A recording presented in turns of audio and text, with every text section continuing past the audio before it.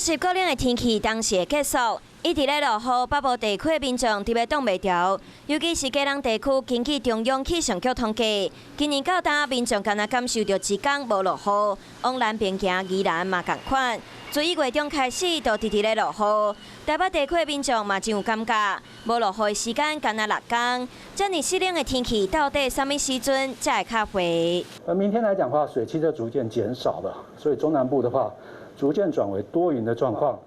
而在周5开始到下周1这段时间，天气就会渐趋稳定，慢慢会恢复到一个多云到晴的一个天气形态。最近一直咧落雨，搁加上有冷气团，互人真无想要上班。透早上低温10度8，出现伫新北市石门、桃园杨梅，搁有台中大甲。气象局嘛继续针对马祖、金门发布低温特报。另外，宜兰、基隆搁有台中的山区发出大雾特报。水汽搁有温度爱等拜5才会较回，全台湾的天气嘛才会较稳定。出门要是爱记得早雨伞、穿雨袖。